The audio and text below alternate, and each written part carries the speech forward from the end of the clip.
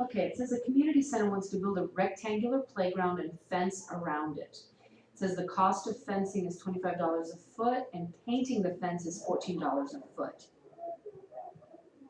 So that means that really the cost of the fencing is essentially $39, okay? But it says they can't spend more than $2,500 on the fencing. So we're gonna need to write an equation that represents that.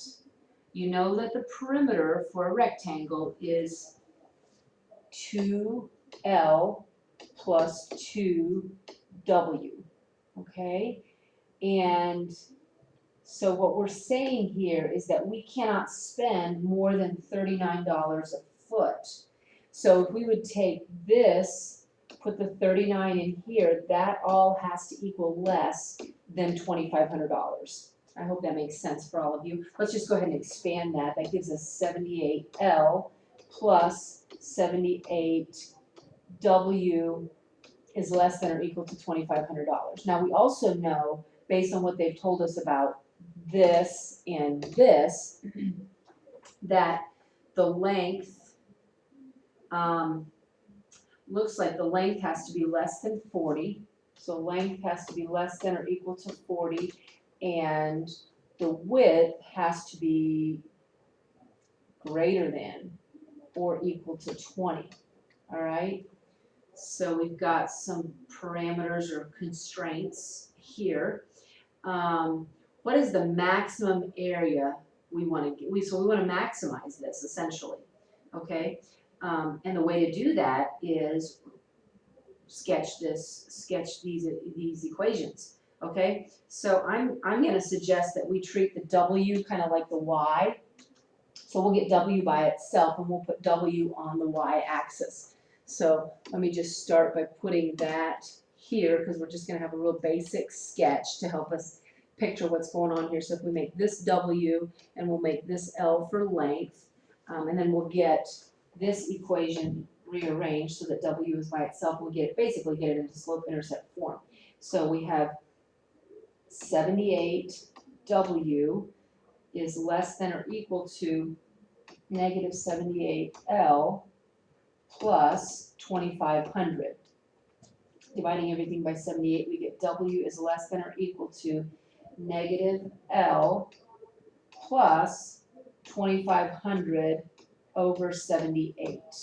All right, now let's just graph this, and I'm going to just do a rough sketch because that's really all that we need. We know that this is crossing the y-axis or the w-axis up here at 2,500 over 78. So this right here is going to represent 2,500 over 78, and it's a negative slope, so we've got this going on, okay? We also know that L has to be less than 40. So that means we've got something going on over here, okay? So L has to be less than 40. I'll just draw that here, okay? I honestly don't know without calculating it whether it's on this side or this side.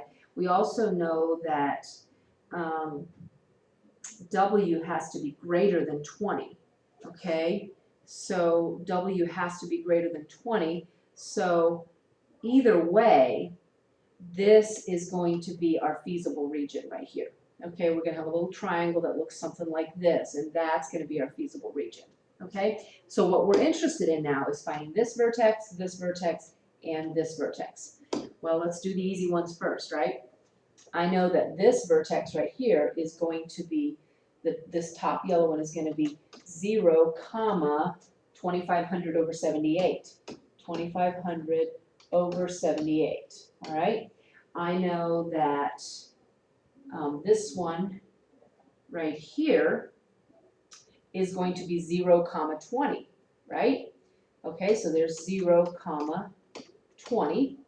So the only thing I still need to find is this one right here. Well, I know that my W value is equal to 20, right? Okay, so, and just to keep things straight here, let me just, on top of these, let me put an L and let me put a W here, because it's like our ordered pairs are L comma W, X comma Y. All right, so I know that my W value here is equal to 20. So I'm gonna go ahead and put a 20 in here. So then all we have to do is solve for L if we know that this is 20. Well, if we come over here and we plug in, I'm just gonna plug 20 in right into this equation. W is less than or equal to negative L plus 2,500 over 78. Solving for L, if you bring this over here, solve for L, you should end up with 12.05 for the L value. So L is less than or equal to 12.05.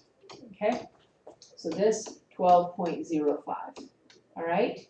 Now, these, I hope you can see that these two are trivial. Because if you have a length of 0, you don't even have a shape. A shape doesn't even exist. So it's gonna have to be this one, right?